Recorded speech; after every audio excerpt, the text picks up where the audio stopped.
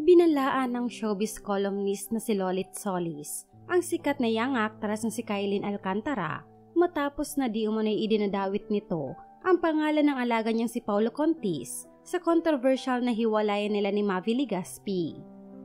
Tila hindi ikinatuwa ni Lolit Solis ang aniyay mga naririnig niya mula sa kampo ni Kailyn kung saan maliban umano sa mga paninira nito kay Mavi ay nandadamay pa umano ito ng ibang pangalan at isa na rito ang alaga niyang si Paulo.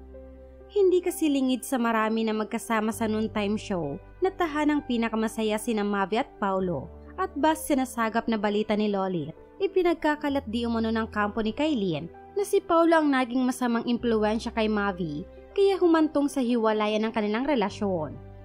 Dahil dito'y talaga namang uminit umano ang ulo ni Lolit at anya pa'y hindi niya umano uurungan si Kailyn kung sakaling malaman niyang totoo ang balitang nakarating sa kanya.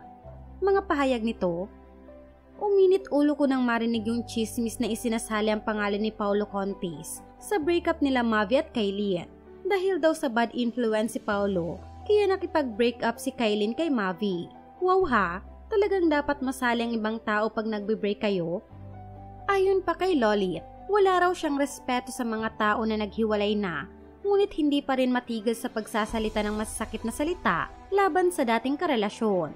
Pagpapatuloy niya, I have zero respect for people na nagbabadmouth sa mga nakarelasyon nila after a breakup. Dapat paghiwalay kayo, no bad blood, tanggapin mo at mag-move on ka.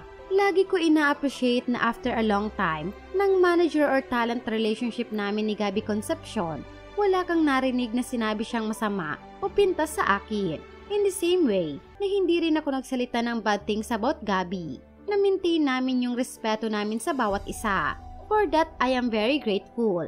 Kaya shock ako na sa breakup nila Kailyn at Mavi, may mga nadamay na pangalan na binabanggit.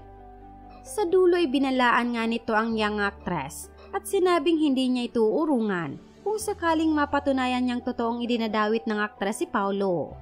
Ayon sa kanya, sana raw ay maging patas ang lahat dahil nung nagkaroon ng problema at kasalanan si Paulo ay hindi niya umano ito kinonsinte.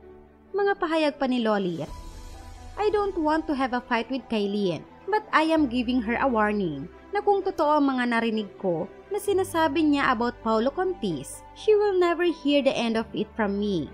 Kung mali ang alaga ko, tinatanggap ko at pinangangaralan sila. Pero pag siniraan mo sila ng walang basehan, mag-ingat ka dahil hindi kita uurungan. So be careful, Kailyn Alcantara. Huwag mo idamay si Paulo Contis sa mga hanas mo kay Mavi Legaspi. Kung may problema kayo, isettle niyong dalawa at huwag mandamay ng ibang tao. Or else, I will do my part as Paulo Contis manager or nanay para ipagtanggol siya sa mga maling bintang sa kanya. Maging fair tayo sa mga bagay na dapat mangyari. Walang siraan sa mga taong inosente.